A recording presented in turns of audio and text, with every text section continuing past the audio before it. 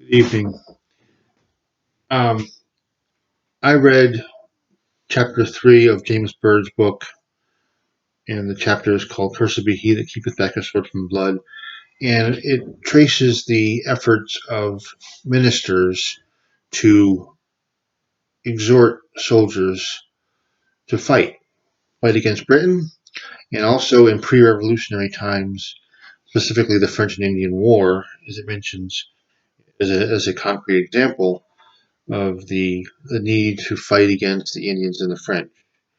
The Indians were considered to be barbarians, and the French were mainly Catholic, and so sermons were preached that spoke of the need to defend the land against the Indian savages and the French papists, the Catholics who were anti-Protestant.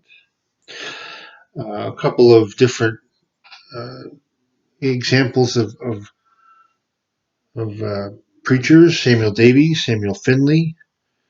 Uh, they were two preachers that preached um, pre-revolutionary sermons, exhorting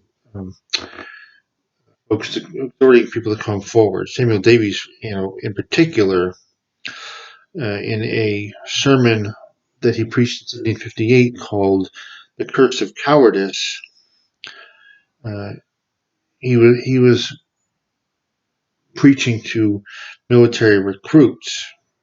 This was in Hanover County, Virginia, and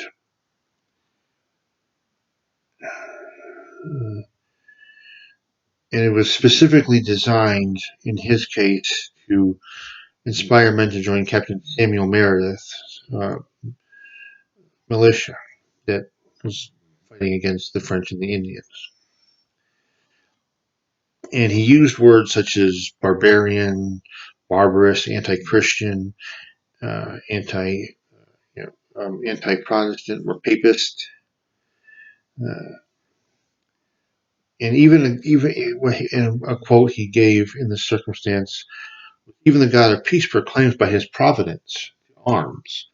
So he's phrasing the conflict as divinely inspired by God.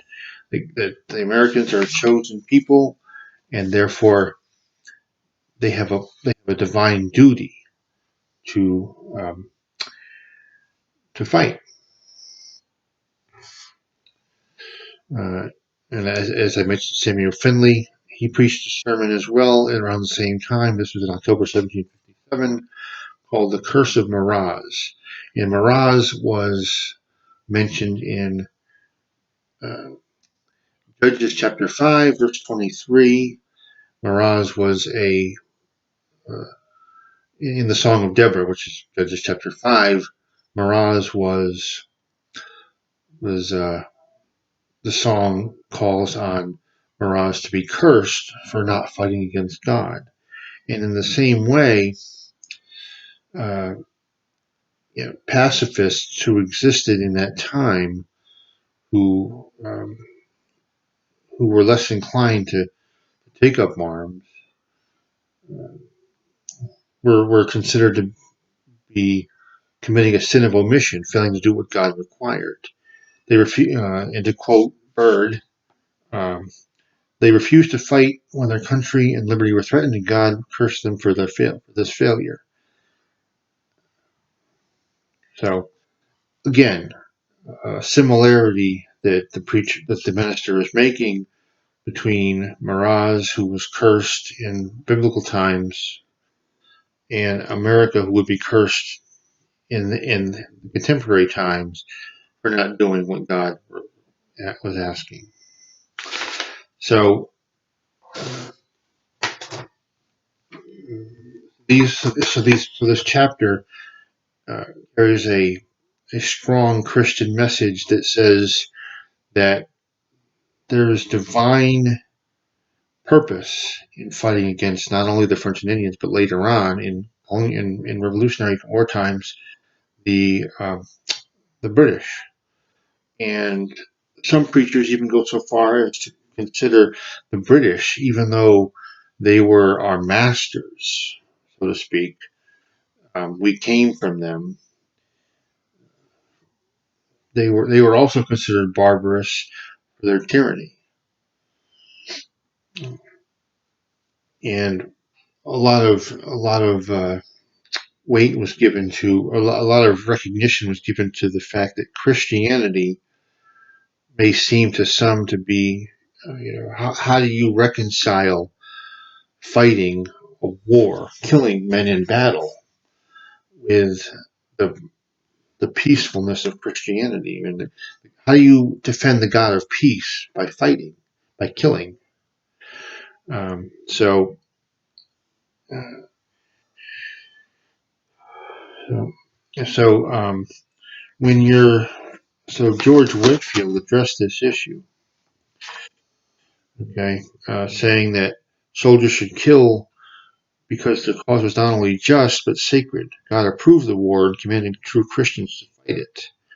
And this is how they viewed not just the French and Indian War in 1758, 56, but also the Revolutionary War later in the 1770s and 80s.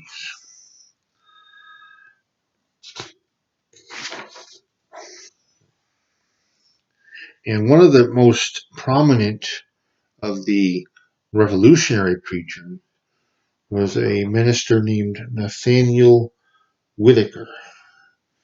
He was a devotee of both Washington and George Whitefield, and he was a strong proclaimer of the Song of Deborah. He applied that song, chapter 5 of the book of Judges, in a revolutionary fashion. And he created parallels with the characters in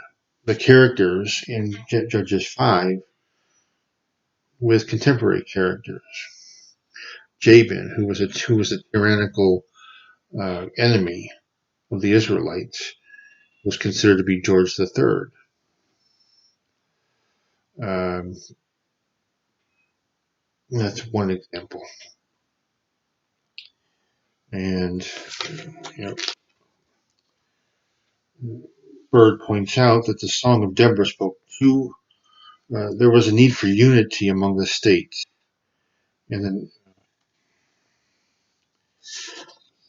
so I mean, and this refers to in the Song of Deborah the need for unity among the 12 tribes of Israel. The 12 tribes of Israel needed to be unified in order to be successful in battle. In the same way, the the colonies of the New World needed to be unified in battle to be able um, to repel the British, to overcome the British, to successfully gain their independence. And the you know, and a lot of preachers felt that Whitaker in particular said that, um, like with the example of Jael, who was a woman warrior in the book of Judges, chapter 5, the Song of Deborah. She she was able to execute the mighty Sisera in chapter 23, or chapter 24 to 27, because she had one major asset: God-inspired courage. And this was an example that proved to the American patriots, to quote uh, Byrd, that God could use the weakest instruments to conquer the most powerful enemies. And indeed, the American Revolution was an example of weak instruments. Ragtag band, what we've heard from, I'm sure, in our studies of the American Revolution, a ragtag band of farmers and unprofessional soldiers really didn't who weren't a powerful military like the British, and they were fighting the powerful enemy, the British. This is how we were able to win, because how else could you explain it than to say this must be divinely inspired? And so you can definitely see the parallels between uh, Jael, a woman who, in biblical times might be considered weak, um, was able to slay her enemy through the power of God. And the same way, American patriots, these farmers, these merchants, this ragtag band of soldiers, if you could even call them soldiers, could fight could repel the British. So that's a little bit of an example of Byrd's chapter in his book that deals with